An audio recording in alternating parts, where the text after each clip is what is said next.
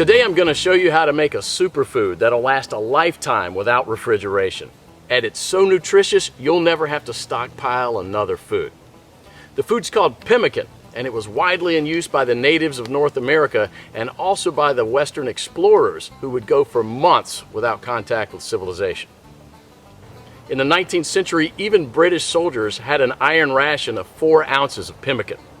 Many of these iron rations were found intact and edible as much as 50 years later. So let's just avert our gaze from modern survival thinking for a minute, and let's think about how the guys who explored the West 150 years ago did it. Now that's exactly the kind of stuff I found in this 350-page book called The Lost Ways. It's probably the only survival book I've actually enjoyed reading, and you won't believe the survival things we've lost to history. Now I found the pemmican recipe on page 48, and I decided to give it a go. Natives used whatever was available to them at the time. Bison, elk, moose, deer, but nowadays people just use what they can buy. You just need to remember to select a low-fat red meat, and beef is perfect for this. So you'll need 6 pounds of beef, 2 pounds of rendered beef tallow, and 1/3 cup of strawberries or blueberries. And that's it.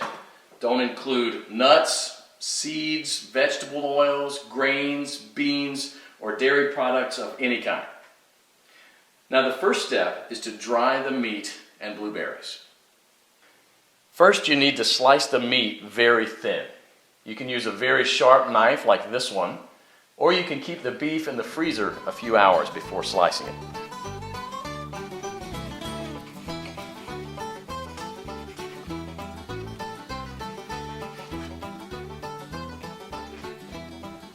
If you don't have a dehydrator, you can set the oven to the lowest possible temperature, around 130 degrees, and put the strips of meat directly on the rack. So now place a tin foil on the right side of the rack and spread the blueberries out to dry with the meat.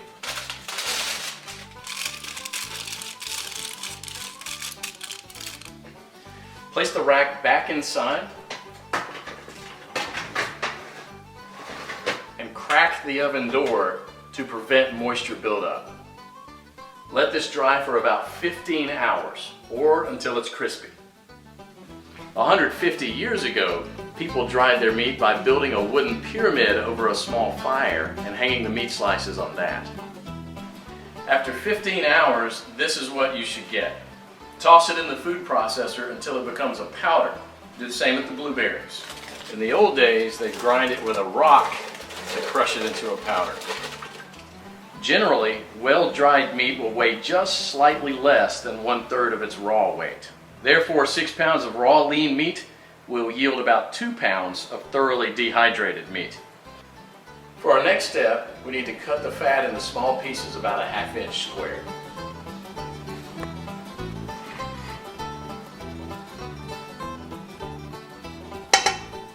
So place the fat in a pot on the stove and heat it up to a temperature between 225 and 250 degrees.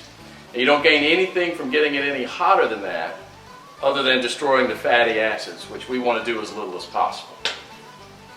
Now for the first 10 minutes you want to keep this on medium-high heat, and you want to stir it about every minute, and this will allow enough of the fat to be liberated to coat the bottom of the pot without burning the bottom of the fat. After about 10 minutes you'll see a pool of fat forming on the bottom of the pot, which should be merrily boiling away. You can rest a little bit now and stir it maybe only every 5 minutes, just to keep things well mixed. After about 30 minutes, the liquid fat should have risen enough to cover the chunks, and it should look like a rolling boil. So as this liquid rises, you can go ahead and lower the temperature down to about 230. After about an hour, the major boiling action will have stopped, and there'll just be small bubbles rising from the fat. About 90% of the cracklings will be a chestnut brown in color. So use a strainer to separate these and set them aside with salt to enjoy as snacks later. They're really, really good. And if you don't like them or don't want to eat them, you can set them aside to cool for dog treats. They're good. Sammy, you want one? Come here. We now have to weigh the amount of ground meat and the amount of rendered animal fat. We have to have the same quantities, so you'll probably have to remove some of the excess fat. Place the remaining fat on the stove. Keep it about 120 degrees. Mix the shredded meat into the melted fat and stir it until it's well blended. Then add the blueberries and mix it again. This is how it should look. The fat should be absorbed or coating the meat fibers. There should be very little or no liquid fat pooling in the bottom of the pot. Now, following the instructions from the Lost Ways, you can store it in Ziploc plastic bags and press flat, removing as much air as possible, and therefore preventing the fat from going rancid. This should keep the pemmican from spoiling for a few years without refrigeration. So let's do that. And here's what I got. Pemmican is the ultimate survival food, no matter if you want to bug out or bug in. 10 pounds of pemmican would supply food for 2 full weeks of camping activities at 3/4 of a pound per day, providing 2,200 calories. In survival mode, the same 10 pounds of pemmican would supply energy for almost a full month. This was just one awesome chapter in the Lost Ways, but you won't believe the survival skills we've lost to history. And that's what this book is all about, saving our forefathers' skills. I personally happen to know the man behind this book. Claude is an old-fashioned guy by any standard. He lives with his wife and 2 children in a log cabin he had personally built, cooks outside on an open flame in a cauldron most of the time, and all of his clothes are handmade. He has a 150-square-foot root cellar stuffed with all sorts of homemade canned foods and goods, and he raises cows, sheep, and chickens. I thought several times to myself that this guy will never be troubled by any crisis because the SHTF we all prep for is what folks 150 years ago called daily life. No electrical power, no refrigerators, no internet, no computers, no TV, no hyperactive law enforcement, and no Safeway or Walmart. They got things done, or else we wouldn't be here. In the next 7 minutes, Claude will unearth a long-forgotten secret that helped our ancestors survive famines, wars, economic crises, diseases, droughts, and anything else life threw at them. A secret that will help you do the same for your loved ones when America crumbles into the ground.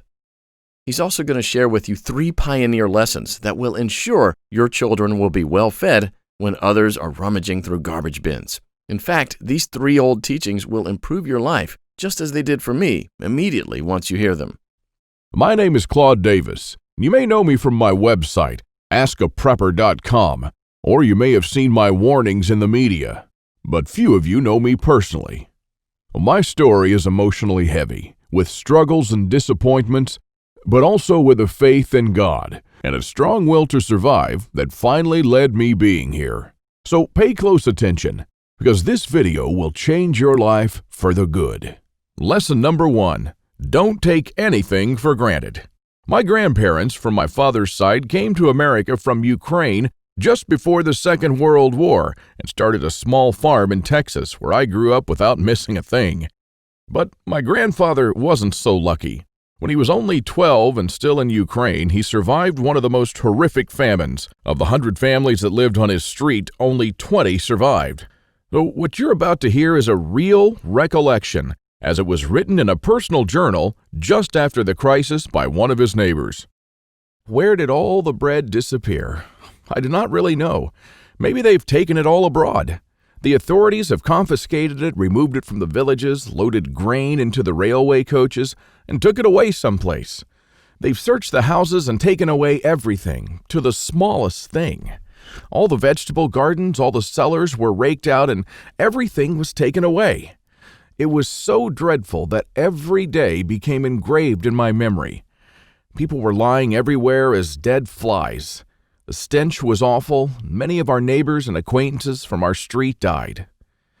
We tried to survive the best we could. We collected grass, goosefoot, burdocks, rotten potatoes, and made pancakes, soups from putrid beans or nettles, collected clay from the trees and ate it, ate sparrows, pigeons, cats, and dogs. When there were still cattle, it was eaten first, then the domestic animals. Some were eating their own children. I would never be able to eat my child.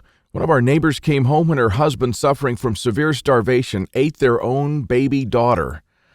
This woman went crazy. Another neighbor wrote a petition to the authorities, and here's just a paragraph from that. It said, "Please return the grain that you've confiscated from me.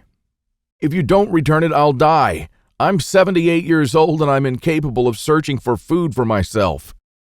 And of course, nobody cared. In a crisis, it's everyone for himself. Although in many cases, families did still remain families. But just after the winter, when there's absolutely nothing to eat, my grandfather, together with his mother, went to the nearest town where the government had established a soup kitchen. Unfortunately, the 25-mile journey was too much for his mother. After just 5 miles, she couldn't walk anymore. My grandfather noted in his journal, "Mother said, save yourself, run to town." I turned back twice. I could not bear to leave my mother, but she begged and cried, and I finally went for good. Now, I don't know about you guys. I'm a father myself, and when I read these things, I burst into tears. Now, please allow me to take a wild guess here, without getting mad at me.